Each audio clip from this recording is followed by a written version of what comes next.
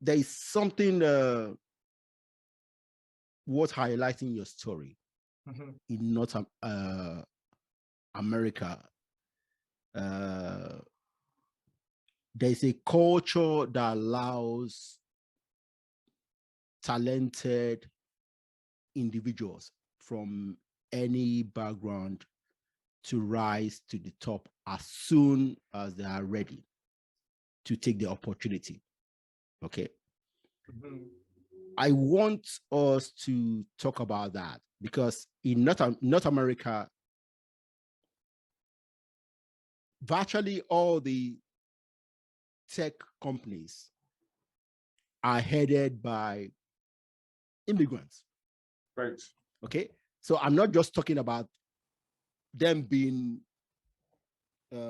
family background, foreign family background. I'm talking about themselves being a first generation immigrants. Right.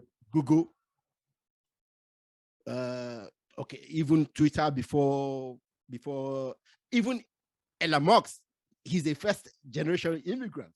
Right. Okay, so just count them. All of them are immigrants. Right. Now, let's go back home. How many of our big companies that will deliberately hand over to immigrants? But in North America, they are not scared to do that. Right. Your former boss wasn't scared to say, "Hey, Charles, why don't you take a look at this?" So there is a mentality in that space. What do you think about it? I see where you're coming from. Talk about racism in North America, but you go back home, it's actually worse. In the Western world, you hear stories of immigrants being elected leaders, stories of immigrants taking over businesses, but you take it back home, that is very rare. Okay. Very, very rare. That is very, very rare. So I see the perspective that you're, but it's a difficult question to tackle because it is. I know it is. it's a difficult question to tackle because there's different dynamics playing out, right? Yeah. For instance, in Canada, over 85% of the population are immigrants. Yeah. Okay. Either first generation or second generation or third generation. Yeah. The only people that can really claim heritage to the land would be the First Nations, right? Yeah. Mm-hmm. They own this place. They were here before all of us. So in that context, the idea of immigration would be different from the idea of immigration back home. Okay. Right. So in the context here, it is not an abnormality for an immigrant to be an elected leader. It's not an abnormality for an immigrant to take over an established business for a country like in Canada, because it's a country of immigrants. Yeah. Right? It's a country of immigrants. But there's still a lesson to learn. Regardless of the divergence of the dynamics, there's still a lesson to be learned. And that lesson is we should move past making decisions based on how people look. Okay. Based on what people sound like. Okay. Based on culture. Based on the language. Or heritage and stuff like that. Yeah.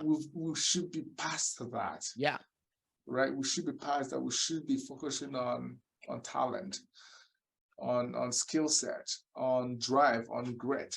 Some of those soft skills that don't know color, don't know talent, don't know heritage, don't know language or whatever it is. This talent cut across, irrespective of where people come from.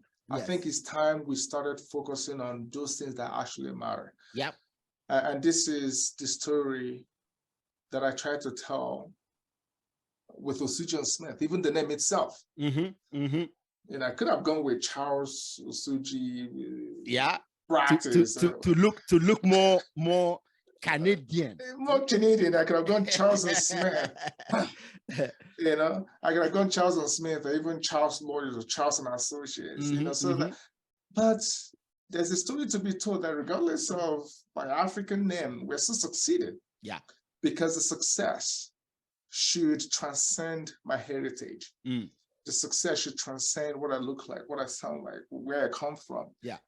Success should be based on what I bring to the table, the soft skills, the humanity that I bring to the table, the focus on excellence and things like that.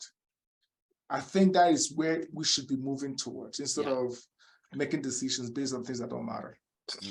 Well, see why I brought this up, because most of 90% of my listeners are Africans, okay? And I want us to look at these things because it's a big deal, okay, back home, okay?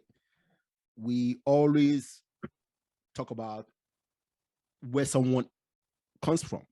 Right. Now, I'm happy to tell people where I come from because I'm proud of where I come from, okay?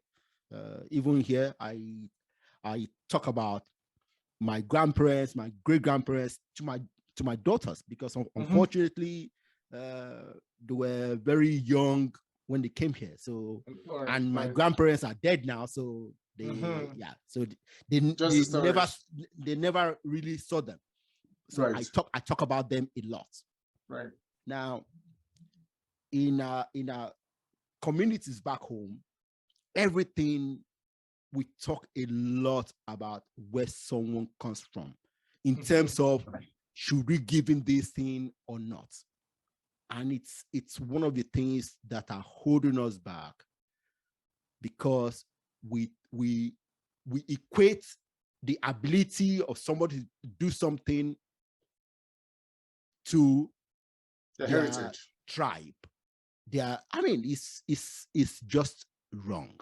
It's wrong, yeah. You know, and until we get our act together in this area, we will continue suffering. Right. So I'm appealing to all our people, just focus on what is necessary to get the job done. Right. I mean, if Mr. Smith cared about my heritage, we wouldn't be here. Exactly. Today. You won't be here. He is the happiest retired man ever. You see? You know, he looked beyond all of those artificial factors and focused on, is this person driven enough? Is this person able to cater to the client? Does he have the heart to look after our client? And those are the things that really matter. Yeah. Very well.